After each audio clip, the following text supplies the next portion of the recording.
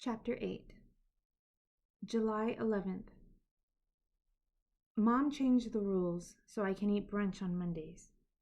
She says it isn't fair for me to fast on Sundays and then not eat until Monday night. Of course, she isn't eating until Monday night, but we're not supposed to notice. Fasting wasn't as bad as I thought it would be. I got real hungry around lunchtime, but it wore off as the day went along. I guess I'll get used to it. It's hard to be sure, but I think things are getting grayer. Peter dropped by this afternoon. We told him our plans, and he thought they were good ones. He especially approved of boiling the drinking water.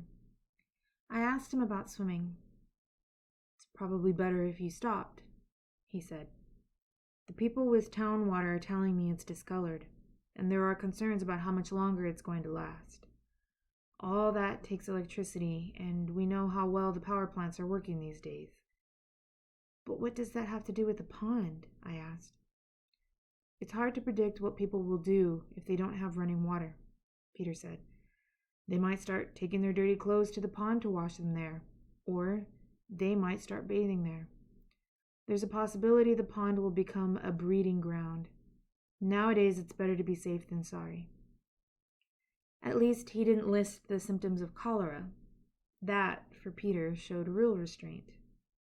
I think I'll go swimming tomorrow anyway. Maybe Dan will show up. Maybe the sun will shine. July 12th. No Dan, no sun, no electricity, no word from Johnny or Dad. July 13th. Matt stopped running. It took me 5 days to realize that. I finally asked, and he said he'd stopped on Saturday, partly because he's worried about air quality, and partly to conserve strength. The days seem a lot shorter than just a week ago. At least, it's getting darker soon. Mom lets us use one of the oil lamps in the sunroom every evening. It doesn't cast enough light for all of us to read, so Matt and I take turns sitting near it. Mom found a bag of old yarn in the attic, and she's crocheting at night, so she doesn't need much light. I'm using the flashlight to write this now. I know I should stop. Batteries don't last forever. July 14th. I did something so stupid today. I could kill myself. I'm so angry and upset. We were sitting around this evening doing our let's share the dim light routine, and around 9, Mom announced we'd used up enough oil for one night and we should go to bed. We've been on a sunrise to sunset pattern for a while now, but with that horrible gray covering over the sun, our timing is off. You can still tell if the sun is up, but there are no dramatic changes. Gray at 6 a.m., gray at 6 p.m. And I don't know why, but I just didn't feel like going to bed. Maybe it's the nightmares I've been having the past couple of days. Becky pushing me into a volcano, stuff like that. I said I was going to sit on the porch before going to bed. And since sitting on the porch doesn't use up any energy, Mom had no reason to say no. So I went out onto the porch and sat there for a while, maybe half an hour. Certainly long enough that when I went back in, Mom and Matt were already in their rooms. Only, when I decided to go in, I forgot about Horton. Horton goes outside in the daytime, but we're not allowed to let him out any time after sunset. Even when we had electricity, that was the rule. Horton stays in at night. I guess Horton's as confused about what's day and what's night as the rest of us. He raced out as soon as I opened the door. I went back out and called for him, but he wasn't interested. I stayed on the porch for an extra hour, calling for him and hoping he'd come back on his own, but there's no sign of him. I better not use up any more flashlight battery. I just hope he's on the doorstep, complaining about being forced to spend the night outside when I get up tomorrow. July 15th. No Horton. I alternated between gathering kindling and looking for him. Mom and Matt searched also, but none of us saw him. Mom says I shouldn't feel bad, that it could have happened with any of us, but I know it's my fault. I'm so careless. I've always gotten into trouble because I'm careless, but most of the time I've only hurt myself. I don't know what Johnny will do if he gets home and Horton isn't back. July 16th. Still no sign of Horton. Mom and I had a big fight. We haven't heard a word from Johnny in 2 weeks, and all you can think about is that damn cat. Johnny's fine, I yelled right back at her. Johnny's eating 3 meals a day. You waited until he left before you put us on our starvation diets. You think I didn't notice that? You think I don't know which one of us you're betting on? I still don't believe I said that. The thoughts crossed my mind, but I haven't even written it here. It's so horrible. What if Mom truly believes only one of us is likely to make it? I know she wouldn't choose herself, but would she really pick between Matt and Johnny and me? Will a point come where she asks 2 of us to give our food to the 3rd? The thing is, I know if it comes to that, Matt wouldn't take the food, and Mom's got to know that also. And when I do think about this, and I try so hard not to, I think Mom guesses I couldn't make it on my own, that no female could, which leaves Johnny. I hate thinking like this. I hate myself for being so upset about Horton that I took it out on Mom. I hate being so selfish that it never even occurred to me Mom was worried about not hearing from Johnny. I've stopped worrying about not hearing from Dad. I just imagine a month away from here, from Mom.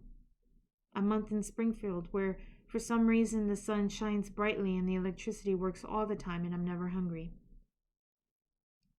July 17th. 3 days and none of us have caught a glimpse of Horton. Even Mrs. Nesbitt's been looking, since Horton sometimes wanders down to her house. She thought maybe she saw him yesterday, but she isn't sure, and Matt says we shouldn't assume she really did. People see what they want to see, he said. Mom and I haven't talked since our horrible fight yesterday, which makes supper time even more fun. After supper, I go searching for Horton until it's too dark to see anything, let alone a gray tabby. Then I sit on the porch and will him to come home. Matt came out onto the porch. Horton might show up tonight, he said, but we'd better start dealing with the possibility he isn't coming back. I think he's going to, I said. I think he just went searching for Johnny. When he gets hungry enough, he'll come back. It isn't like anyone else is going to feed him. Even in the gloomy darkness, I could see Matt's expression. I've gotten to know it so well lately. It's that, how am I going to tell her this one, look. You know we're in pretty good shape, he said. Compared to a lot of other people, we're doing fine. That's how he does it. He kind of slides into it, breaks it to me gently, points out how fabulous our life is before he sticks the knife in. Just say it, I demanded. It's possible Horton's been killed, Matt said, for food. I thought I was going to be sick. I don't know why that hadn't occurred to me. Maybe because it's until a couple months ago, I didn't live in a world where pets were regarded as food. Look, Matt said, we've all let Horton out. If someone wanted to catch him for whatever reason, they'd have plenty of chances. All you did was let him out at night. You're not at fault. No one is. But I am. And he knows it. And Mom knows it. And Johnny'll know it. And most of all, I know it. If Horton's dead, if he's been killed, I'm the one responsible. I really don't deserve to live. Not because of Horton, but if there's only so much food left, I haven't done anything to earn it. What do I do? Gather kindling? What kind of contribution is that? I hate Sundays. Everything is worse on Sundays.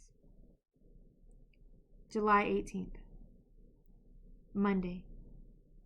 I stayed out all day, searching and gathering kindling. I fell asleep in the woods this afternoon, just collapsed into sleep. The mosquitoes must have loved me. I have 6 bites I don't remember from this morning. I got in around 4, and Mom was waiting for me in the kitchen. Did you eat today? She asked. I didn't see you come in and eat. I skipped brunch, I said. I forgot about it. You don't forget about food, she said. You fasted yesterday. Today you eat. Those are the rules." "You sure do like making up rules," I said. "You think I like this?" Mom yelled. "You think I like seeing my children go hungry? You think I'm getting any pleasure from all this?" Of course I don't, and I should have apologized on the spot and hugged Mom and told her how much I love her and how brave she's being and how I wish I could be just like her. Instead, I ran to my room and slammed the door behind me, just like I was 12 again. It's going to be supper time soon, and I know if I don't go out, Matt's going to drag me out. Even if he doesn't use actual force, he'll drag me out with guilt. The funny thing is, I'd just as soon not eat. It turns out, if you don't eat for long enough, the idea of food becomes nauseating. That's probably how Megan's been doing it. Only she thinks going hungry is good, and I know it sucks. Supper time is going to be so much fun. July 19th. No Horton, no word from Johnny. Mom and I didn't talk. Matt isn't talking much either. July 20th. Today's the anniversary of the day men first walked on the moon. I learned that when I was doing all those papers about the moon. I hate the moon. I hate tides and earthquakes and volcanoes. I hate a world where things that have absolutely nothing to do with me can destroy my life and the lives of people I love. I wish the astronauts had just blown up the damn moon when they had the chance. July 21st. I have now gathered almost enough kindling to build a house. But Matt keeps telling me there's no such thing as enough and I should bring in more. It's not like I have anything else to do, so I keep going out and gathering. In a week, I'll be going to Springfield. I just know everything will be better there, and that when I get home, this whole nightmare will be over. I was out doing my gathering thing when Mom found me. "Sammy's here," she said. "Go on in." This is the most Mom said to me in days. I figured a visit from Sammy must have really cheered her up. Maybe she brought us a can of spinach. Sammy actually looked pretty good. She's always been obsessive about her weight, but she didn't look like she'd lost very much since I saw her in June. We went out onto the porch and stared out at nothing. "I've come to say goodbye," she said. "I'm leaving tomorrow morning." "Where are you going?" I asked, remembering the laundry on the clothesline. Sammy has a kid brother a year younger than Johnny, but she hates him. She fights with her parents all the time, too. I was just as glad I wasn't going to be in that car. "I met a guy," Sammy said, and I burst out laughing for the first time in a week. I don't know why that struck me as funny, except it was so obvious and I hadn't even thought of it. "Miranda," Sammy said. "Sorry," I said, swallowing a few more giggles. "You met a guy?" "I'm going with him," she said. "He's heard things are better down south. Lots of people are saying that. We're going to Nashville, and if that doesn't work out, we'll try Dallas." "Do your parents know?" I asked. Sammy nodded. "They say it's fine. He's been giving us food, so they think he's great, and he is. He's 40 and he knows lots of people. He's been bringing us food for a couple of weeks now, and he even got gas for Dad's car and lots of bottled water. Mom and Dad would love it if he stayed, but he's planning on moving out for a while now. He says he's been waiting until I was ready." "How long have you known him?" I asked. "You never mentioned him at school." "I met him about 4 weeks ago," she said. "Love at first sight, at least for him, which is a good thing. He can have any girl he wants. I'm lucky he wants me." "You don't sound all that happy," I said. "Well, I'm not," Sammy said. "Don't be an idiot, Miranda. I may like older guys, but not that much older. 21, 22, 23 was my absolute limit, and that was after this whole moon thing, and I was drunk. But he's given my folks cartons of canned goods and gas, and Mom says maybe things really are better in Nashville and I'll have a chance. She says the best thing a parent can do for a child now is to send them someplace where they have a chance. Only you need protection, which he'll provide me." "Does he have a name?" I asked. "George," Sam muttered, and we both burst out laughing. "Okay, I never thought I'd end up with a 40-year-old named George," she said. And maybe we won't stick together. Maybe when we're in Nashville, I'll find myself a nice 22-year-old who can feed me and then I'll dump George. Or maybe he'll dump me. Enough guys have. Either way, I'll be out of here, which is all I ever wanted. I tried to visit you, I said, a couple of weeks ago. No one was home. I've been thinking about visiting you, but George takes up a lot of time, Sammy said. I stopped in on Megan on my way here. She seems pissed that she's still alive. I hope you come back, I said. I hope we get to see each other again. You were the only good thing about this place once Becky died, Sammy said. You know, when she died, I figured out that life is short and you have to make the best of what time you have. Of course, I didn't expect it to be quite this short. And I didn't think the best would be a 40-year-old guy named George. But that's how it goes.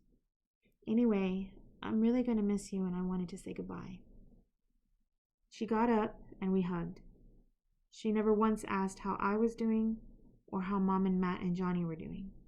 She came, she told me her news, and she left. I know I'll never see her again. I hate her for leaving and feel sorry for her for leaving the way she is, and for a change, the ache in my stomach isn't from hunger. Or at least, not from hunger alone. July 22nd. The best day in ages.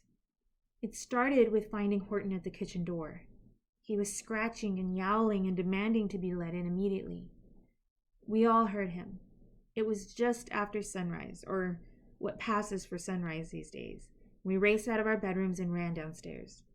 Matt got there first, but I was right behind him, and Mom was less than a foot away. Matt opened the door, and Horton just strolled in like the past week hadn't happened.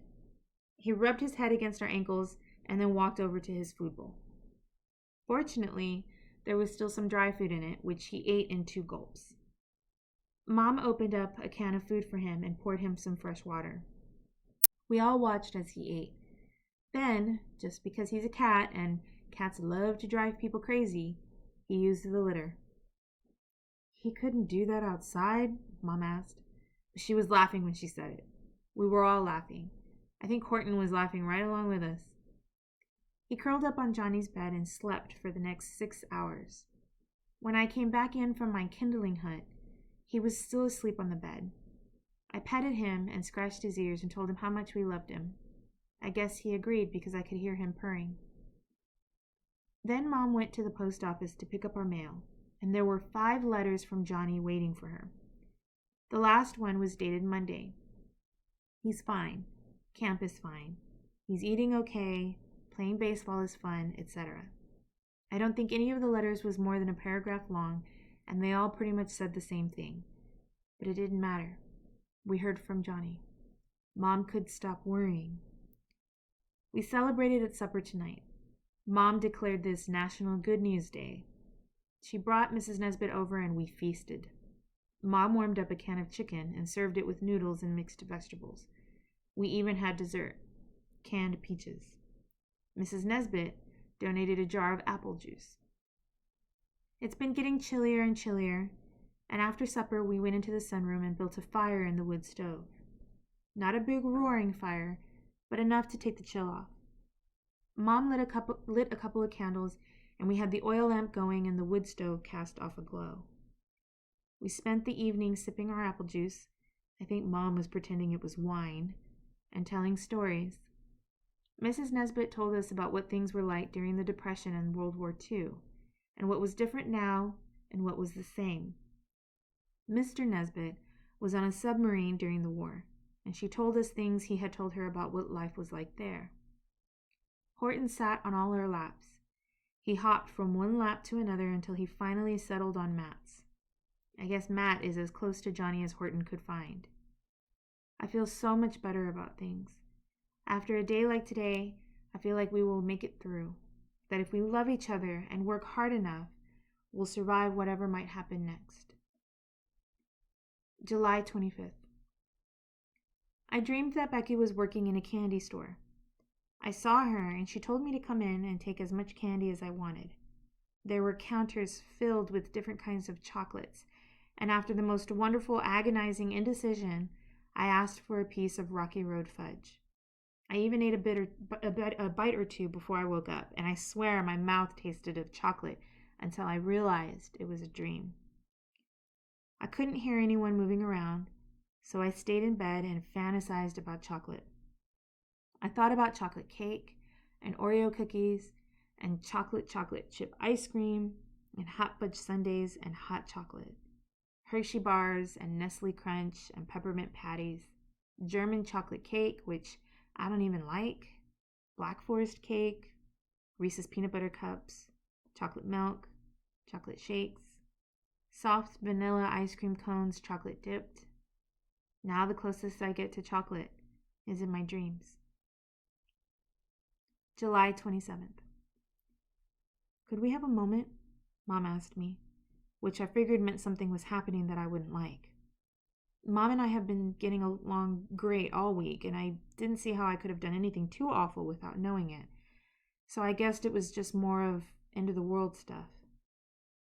We went into the sunroom, which probably should be renamed the gray room. There's been a change in plans, Mom said. I got a letter from your father, and it affects you. Is he okay? I asked.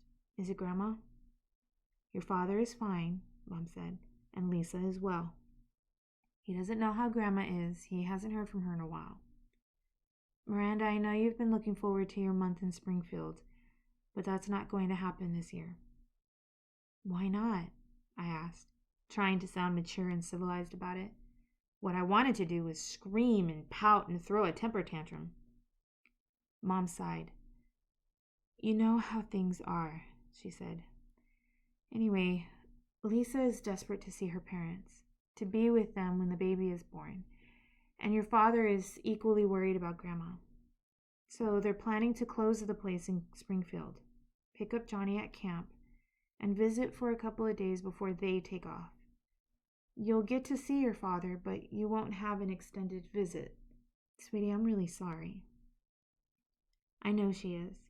I know she loves me, and she's worked really hard to make sure Matt and Johnny and I all see Dad and talk to him and feel like he's still our father. But I also know that if Johnny and I were in Springfield for August, that would stretch our food supplies out a little longer. Like 60 suppers worth, not to mention breakfasts and lunches. Sometimes I wonder if when Mom looks at me, she sees me or she sees a can of carrots. I know I've been crazy thinking about Springfield as some kind of pre-moon heaven. Conditions there must be about the same as they are here. Dad has some sense of how things are going here, and if there was plenty of everything in Springfield, at the very least he'd tell Matt and Johnny and me to move in with him. Lisa might not like it, but I bet he'd tell Mom to come also. I understand how scared Lisa must be, being pregnant with the world in the condition it's in. I want to be near Mom if I were pregnant. Of course, if I were pregnant, Mom would kill me. Speaking of not being pregnant, I haven't seen Dan in weeks. Not since I stopped going to Miller's Pond. I know it's impossible to call since the phones aren't working anymore, and it's tricky to drop in for a visit. But he does know where I live, and I don't see why he's ignoring me. Even Peter shows up occasionally, if only to tell us a dozen new ways people are dying. I wonder how far Sammy's gotten and how Dad and Lisa plan to get gas along the way. Maybe things really are better down south or west. Maybe we should be leaving too. I don't see what good staying here is doing. Matt came in this evening from his day of tree chopping, and he showed off his biceps. It was sad, really. His biceps were impressive, but he's gotten so thin. It looked like all his muscle tone was in his upper arms. He said that actually his legs got a good workout with all the chopping as well, and except for being hungry, he's never felt stronger in his life. I'm glad one of us is feeling strong, because it sure isn't me. Maybe Dad'll bring us food from Springfield. Maybe there really is a Santa Claus. July 29th. Johnny, Dad, and Lisa are due sometime tomorrow. Mom says she wrote to Johnny's camp to let them know Dad would be picking him up. She can only hope the camp got the letter. Life was easier when you could count on the telephone working. At supper tonight, Mom said she didn't know how long Dad and Lisa would be staying here, but she thought maybe a week, maybe less. I don't want him driving all the way to Las Vegas worrying about us, she declared. So for as long as he and Lisa are here, we're going to be eating 3 meals a day. Mom, Matt said, is that realistic? We'll manage, Mom said. We've managed so far. Half of me, okay, more like 3/4, loves the idea of 3 meals a day. Even with what passes for meals around here, that's pretty exciting. I'm used to being hungry now, and it really isn't that bad, but still, not being hungry sounds fabulous. But there's that mean little part of me that's wondering if Mom's changing the rules because she doesn't know what to do about Johnny. We, except for Mom, were on 3 meals a day, at least officially, when he left. Sometimes at night when I have trouble falling asleep, I think about the future, which only makes it harder for me to fall asleep. But I do it anyway, like probing a cavity with your tongue.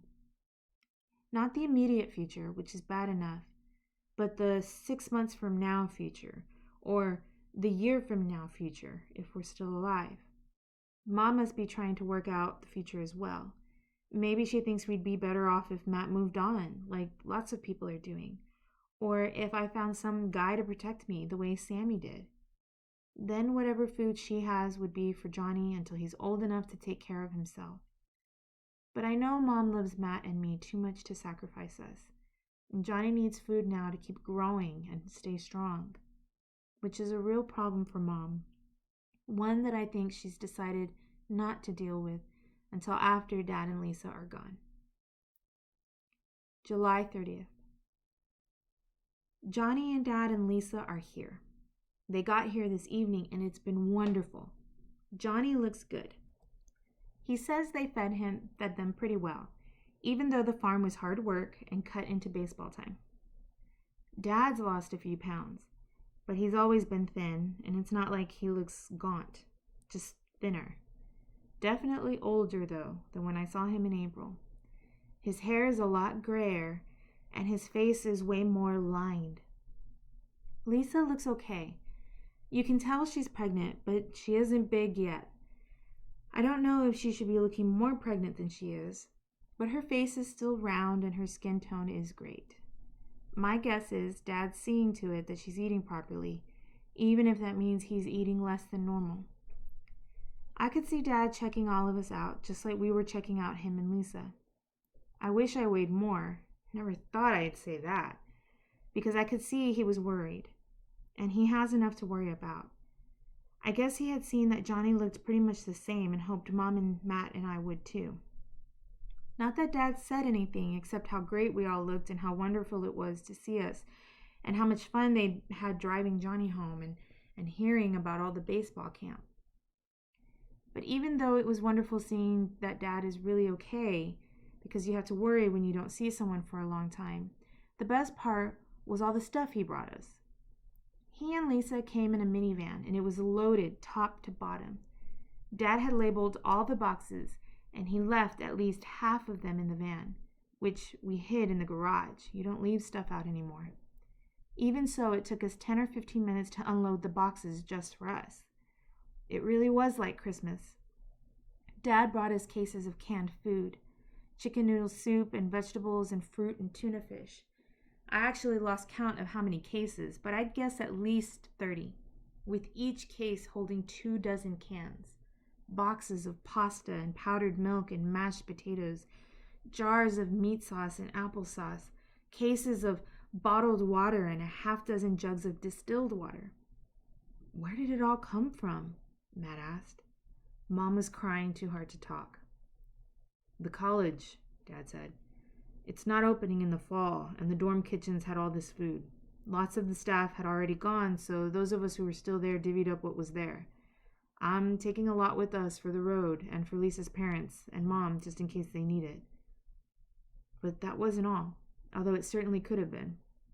They gave us 4 blankets and batteries and a box of matches and sheets and towels and washcloths and toothpaste, perfumed soap for me, kerosene, insect repellent, and sunscreen. We all laughed at that. Track suits for all of us, which of course were baggy but still wearable, and 2 working power saws and a 2-handled saw. I figured while I was here, I'd help with the firewood, Dad said. Oh, and a battery-run lamp, which we agreed made the sunroom look bright and cheerful. Mom calmed down enough to go into her room and pull out of the boxes of stuff we'd bought for Lisa's baby. All those cheap clothes she'd been so excited to find. So help me, Lisa burst into tears when she saw what Mom had gotten. She kept hugging Mom and me, thanking us for thinking of her and the baby. Dad started crying too, and the only thing that kept me from crying right along with them was my thinking how totally weird this all was, and Johnny rolling his eyes and Matt looking so embarrassed, which made me want to laugh instead of cry. Lisa unfolded every single piece of clothing, and we oohed and ahed like it was a baby shower. Well, Matt and Johnny skipped the oohing and ahhing and unpacked some of the food instead. I have to admit the little overalls really were cute. We stayed up until past 10, and then Mom, who's been sleeping in the sunroom so Dad and Lisa can have her bedroom, shooed us out. I'm staying up late because I feel rich with batteries. It's fun to be extravagant. I know it won't last, that even those mountains of food Dad brought us aren't going to last forever. But for tonight, I can make believe. July 31st. Dad says however much wood we think we're going to need, we're actually going to need a whole lot more. And the most important thing he can do while he's here is chop. He also said we can't store the wood outside, even right by the house. It'll be gone by October, he said. Nothing's going to be safe. Mom thought about it and decided the best place to store the firewood was the dining room, since we never eat in there anymore. Not that we ate there all that often before. So after breakfast this morning, which we all ate, we moved the furniture out of the dining room and into the living room. All the breakables had to be moved first, and it was tricky because we couldn't wrap things up in newspaper like we would have if there were still newspapers. But we didn't break anything. Then came the furniture. The break front and the sideboard and the table and chairs. Even Lisa carried chairs out, although Dad watched over her like she was one of the breakables. The living room looks like a used furniture store, Johnny said. Like an antique shop, Mom corrected him. Either way, the living room is pretty much unusable now, but we haven't been spending much time in there anyway. Once the furniture was moved, Dad and Matt went out to cut down trees. Johnny and I carried the logs we already had into the dining room. Mom covered the dining room floor with sheets so it wouldn't get permanently scarred. After we finished bringing the firewood in, Johnny went out to help Dad and Matt. I went into the woods and collected more kindling. I think I crossed onto Mrs. Nesbitt's property, but I know she won't mind if I take some of her kindling. She really ought to move in with us. I don't know how she's going to make it through the winter otherwise. I'm so used to skipping brunch that I did without thinking about it, which is pretty funny. The first time in ages when we don't have to worry about food and I skipped a meal anyway. Supper was a disappointment. Just tuna fish and canned string beans. Somehow I'd imagined a feast. Mom and Lisa actually giggled when they saw my reaction. We're going to have a real dinner party on Tuesday, Mom said. Just hold on. A real dinner party. I wish we'd saved the dining room until then. But even if the food wasn't so exciting, supper tonight was actually fun. It was great having Johnny back, and it was his first chance to tell us about what camp had been like. A lot of the kids hadn't shown, which meant more food for the ones who were there, but fewer guys to play ball with. And the farm work was hard, especially in the beginning. But after the sky had been gray for a while, the animals began feeling the difference, and the chicken didn't lay as many eggs, and milk production went down. Only, we didn't want to talk about that, so we switched topics real fast.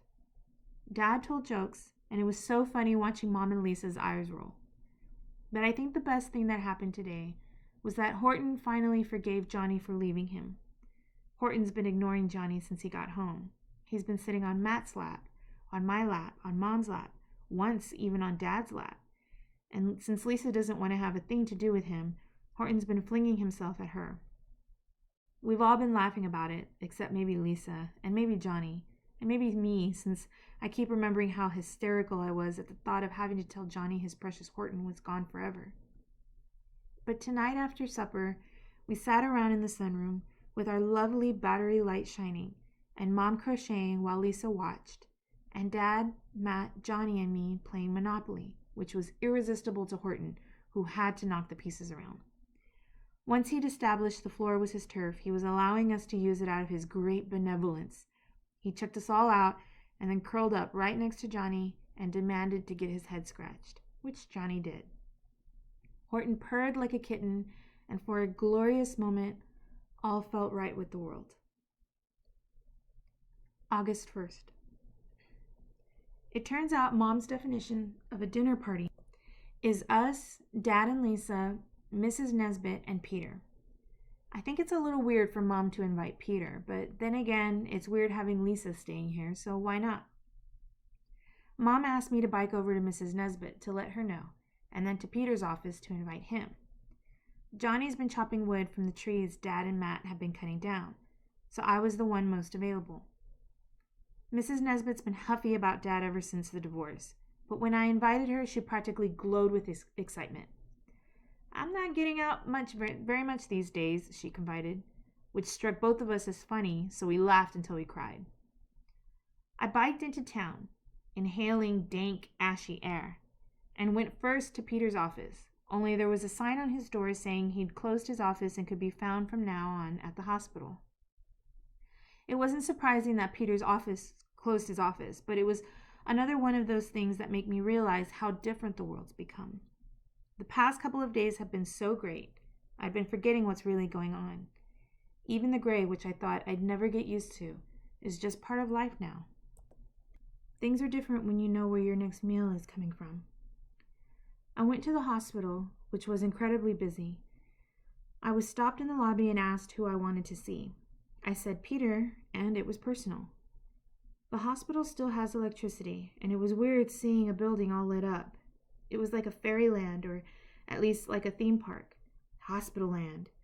It made me think of the amusement park dream I had a while ago. Of course, things were different at the hospital. The gift shop was closed, and so was the coffee shop. I guess it's a no-frills hospital. But even so, it seemed magical. The security guard, armed, I noticed, paged Peter, and finally I was told to go to the third floor east wing. "Elevators are only for the sick, the elderly, and the handicapped," the guard said. I took the hint and used the stairs. Peter looked exhausted, but otherwise okay. I told him Dad and Lisa were with us, and that Johnny had gotten home safely, and that we were having a dinner party tomorrow night, and Mom wanted him to come. If Peter felt weird about it, it sure didn't show.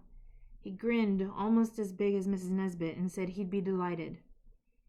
"I haven't left here in almost a week," he said. "I'm due an evening out." It's funny. I sort of dread Peter's visits. He always brings us something, even if it's just a can of spinach. But it feels like all he knows how to talk about are illness and death. But he looked so happy at the invitation that it made me feel good to know he'd be coming tomorrow for a real meal and a nice night out, even if it was with his kind of girlfriend, her kids, her ex-husband, and his pregnant wife, and of course, Mrs. Nesbit. As I was walking down the hallway to the staircase, I ran into Dan. I was so startled to see him, I gasped. He looked just as shocked. "What are you doing here?" I asked him before he had the chance to ask me the same thing. "My mother's here," he said. "West Nile. She's going to be okay, but it's been a rough couple of weeks." I felt awful when I thought about how angry I'd been at him. Dan took my arm. "There's something I want to tell you," he said. "Where are you going?" "Just to the stairs," I said. Back home." "I'll walk you outside," he said. And he removed his arm, which made me sad. Somehow I thought that his arm would slide down to my hand and we'd walk together like we used to. But instead we walked like two different people, each with important stuff on our minds. We went outside to the bike rack, where my bike chain was double locked. "Miranda," Dan said, and then he stopped. "It's okay," I said. "Just tell me." "I'm going to be leaving soon," he said. "Next Monday, probably. I would have gone sooner, but I wanted to make sure Mom was going to be okay before I did." I thought of Sammy and Dad and Lisa and wondered how many more people would be leaving my life. Do you know where? I asked. Dan shook his head. First, we thought we'd all be going, he said. Mom and Dad and me. To California, because that's where my sister lives. Only, we saw her name on one of the lists. That's how you find out. Nobody notifies you, you just see the name.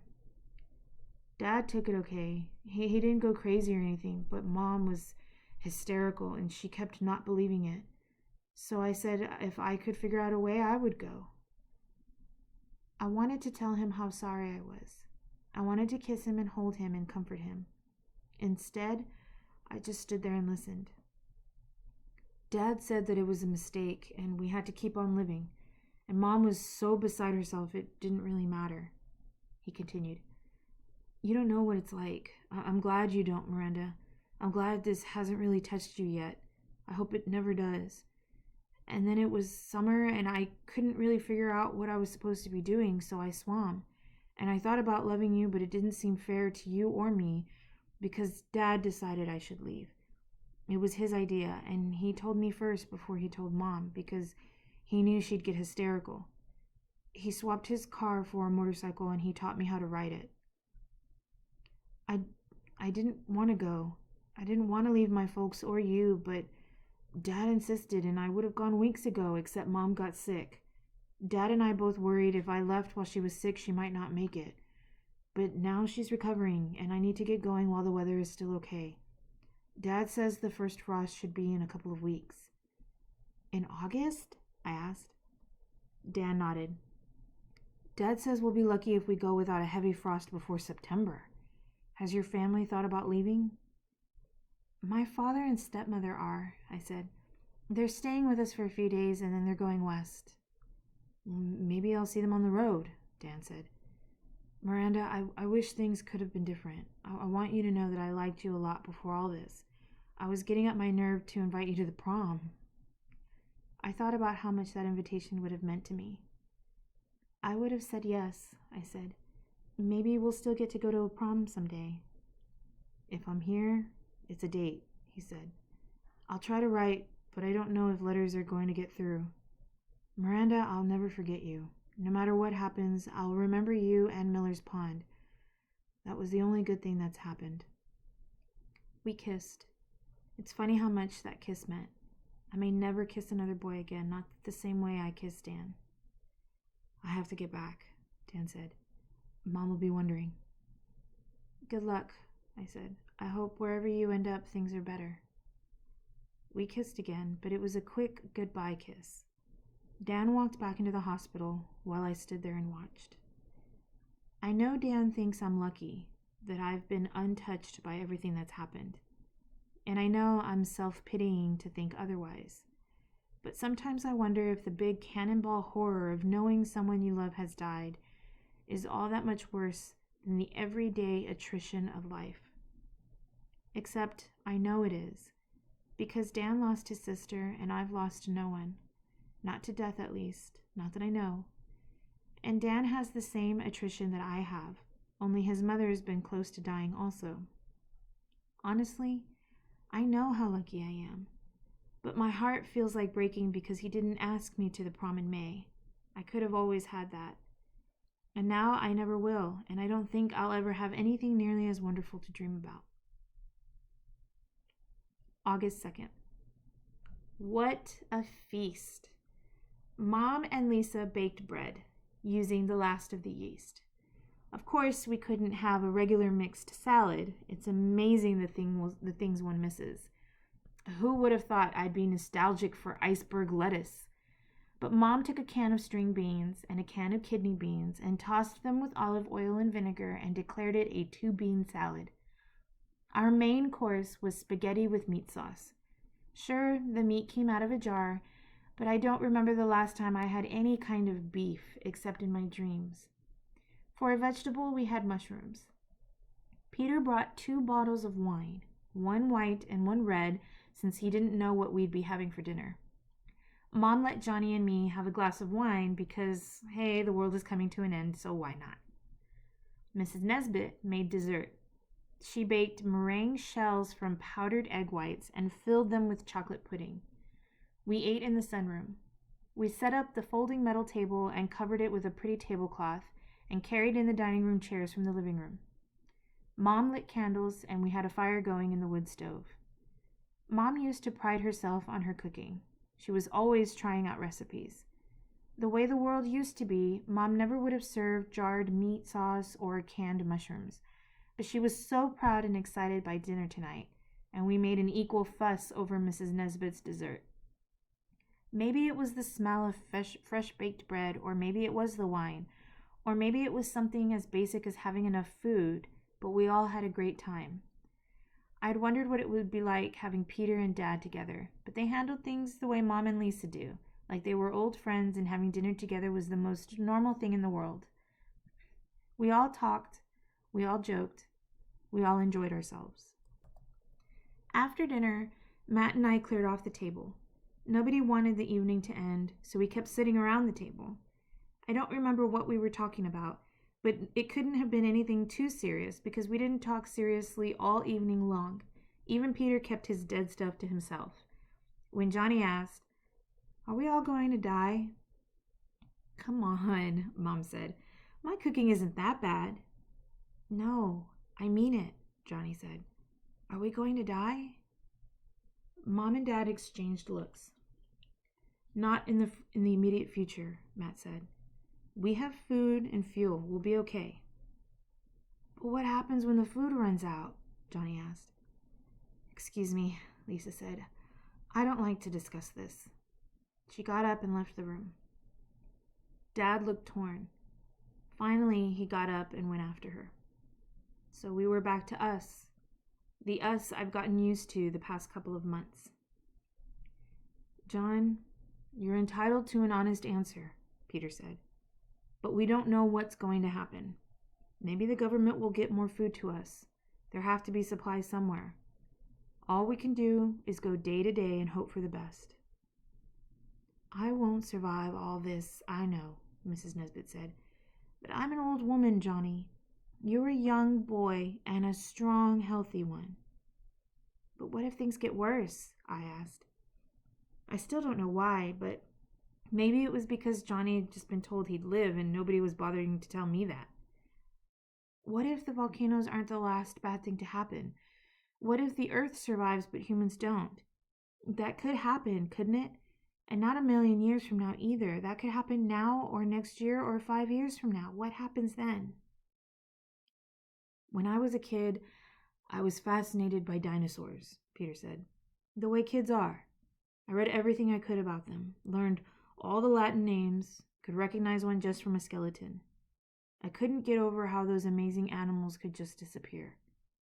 But of course they didn't disappear. They evolved into birds. Life may not continue the way we know it today, but it will continue. Life endures. I'll always believe that." "Insects survive everything," Matt said. "They'll survive this too." "Great," I said. "Cockroaches are going to evolve? Mosquitoes are going to be the size of eagles?" "Maybe butterflies will grow," Matt said. "Picture butterflies with foot-long wingspans, Miranda. Picture the world blazing with the color of butterflies."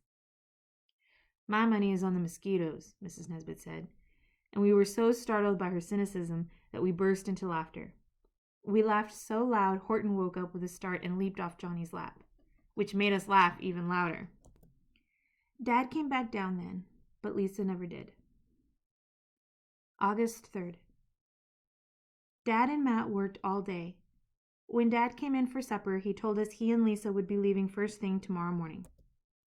I knew I shouldn't be surprised, but it still hurt to hear it. Lisa pretty much stuck to bed today. Mom went in there a couple of times to make sure she was okay, but it didn't seem to make a difference. "She's worried about her parents," Mom said to me. "And of course she's worried about the baby. She wants to be settled in as soon as possible. And the longer they wait, the harder it may be to travel." I wonder if Lisa would be in such a hurry to go if Johnny hadn't asked about the world ending. Dad made tuna fish sandwiches for himself and Lisa and took hers up to their room. For a long time I thought he might stay there and then leave early tomorrow morning, and I wouldn't have a chance to see him again. But after an hour or so, he joined us in the sunroom. "How about sitting on the porch with me, Miranda?" he said. "Sure," I said. and the two of us walked out together. "I haven't had much of a chance to talk with you," Dad said after we sat down on the porch swing.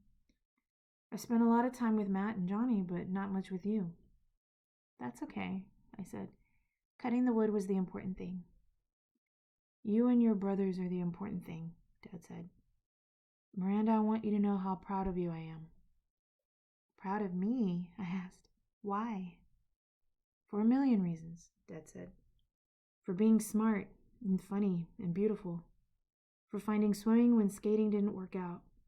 For all the things you're doing to make your mother's life easier. For not complaining when you have so much to complain about. For being a daughter any father would be proud of. I knew asking you to be the baby's godmother was the right thing. And for the past few days, I've realized just how right it is. I'm so glad I'm your father, and I love you so much." "I love you too," I said. "And the baby is going to be all right. Everything will be. I just know it." "I know it too," Dad said. And we hugged. We sat there quietly for a while because we both knew anything we said would spoil the mood. Then Dad got up and went back to Lisa. I sat on the porch a little while longer and thought about babies and butterflies and what the rest of my life was going to be like. When I thought every thought I possibly could think, I went back inside and listened for a while to the silence. August 4th. Dad and Lisa left at 6 this morning. We all got up when they did, and we had breakfast together. Mom found a jar of strawberry jam and used the last of the bread. We had canned peaches and powdered orange drink mix. Dad and Mom had coffee. Lisa had tea. Dad hugged all of us and kissed us all goodbye. It took all my willpower not to cling to him. We all know we may never see each other again. Dad promised he'd write every chance he got, and he'd make sure to let us know how Grandma is. When they got in the car, Lisa did the driving. I think that's because Dad was crying so hard he knew he couldn't drive.